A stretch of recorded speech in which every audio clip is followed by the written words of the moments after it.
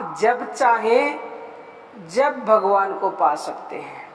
अब आप कहेंगे आप ये क्या बोल रहे हैं कि भगवान को जब चाहें जब पा सकते हैं। देखो मैं समझाती हूँ, आप ध्यान से सुनिएगा और सुनने के बाद आप भी प्रभु को पाने की कोशिश करिएगा जब चाहे जब। ये सब जानते हैं कि दुनिया के अंदर केवल और केवल 3 चीज़ें हैं। नंबर 1 परमात्मा, नंबर 2 है जीवात्मा और नंबर 3 माया। इन तीनों के अलावा दुनिया में और कुछ न था, न है और न ही कभी होगा। ये हमेशा से हैं और हमेशा रहेंगे। ये तीनों अनादि हैं। इन तीनों को किसी ने न तो बनाया है न कोई खत्म कर सकता है।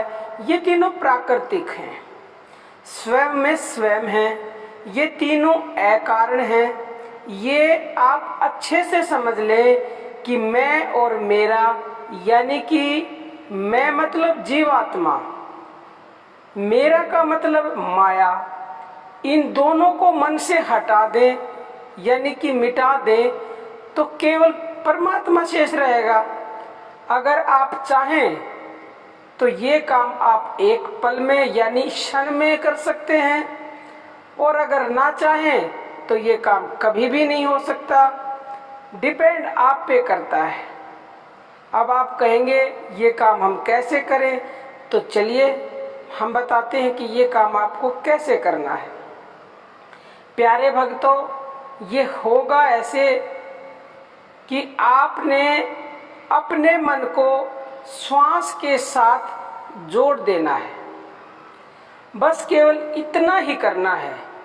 जिस समय मन पूरी तरह श्वास से जुड़ जाएगा तो प्यारे भक्तों उस समय न तो मैं रहेगा और न मेरा रहेगा, केवल परमात्मा ही रहेगा।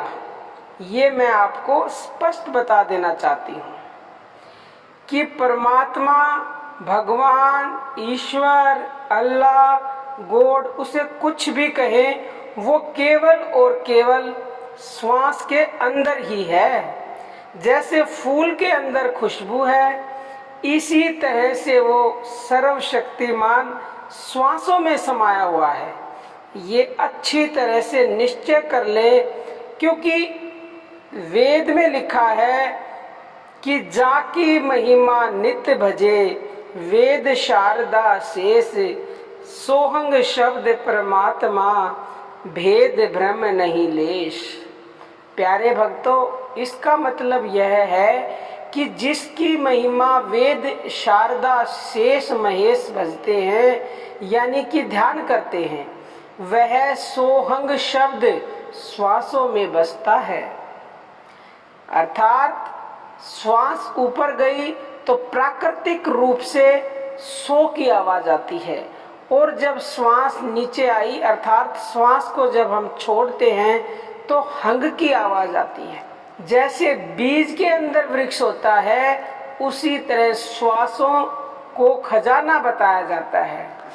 उसको एक पल यानी कि क्षण में पाया जा सकता है।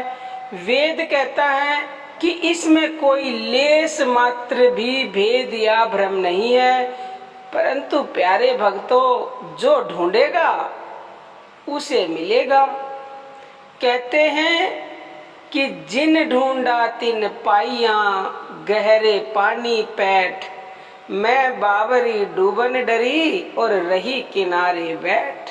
यानी कि किनारे पर बैठने से बात नहीं बनेगी, डूबने से न डरो और डुबकी लगाओ, तभी परमात्मा रूपी मोती पाए जा सकते हैं। भक्तों, जितना आसान इस दुनिया में परमात्मा को पाना है, उतना आसान इस दुनिया में कोई भी कार्य नहीं है, ऐसा मेरा पूर्ण विश्वास है। प्यारे भक्तों, अगर दुनिया में हमारे सबसे कोई नजदीक है, सबसे करीब है, तो वह है केवल और केवल परमात्मा। परमात्मा से नजदीक कोई हो ही नहीं सकता। प्यारे भक्तों, माँ के गर्भ में बच्चा होता है तो माँ समझती है कि सबसे नजदीक मेरा बच्चा है। नहीं, बच्चा माँ से बहुत दूर होता है, परमात्मा उससे बहुत नजदीक होता है, इसमें कोई संशय नहीं है। इन बातों को जानना ही तो ज्ञान है, क्योंकि जब तक जानेंगे नहीं तो जब तक मानेंगे कैसे। पहले जानो, फिर मानो और फिर अभ्यास करो, तो आपको परमात्मा की प्राप्ति उसी क्षण हो सकती है। अगर आपको संदेह या कोई शक है तो आप ऐसा करके देखें, आपको सब मालूम हो जाएगा। क्योंकि ये बातें कहने की नहीं होती, बताने की नहीं होती। जिसको अनुभव होगा वो खुद ही अपने आप बता सकता है अपने आप को, दूसरे को तो वो फिर भी नहीं बता सकता, क्योंकि वो क्षण ही ऐसा होता है। परमानंद का अनुभव किसी को बताया नहीं जा सकता।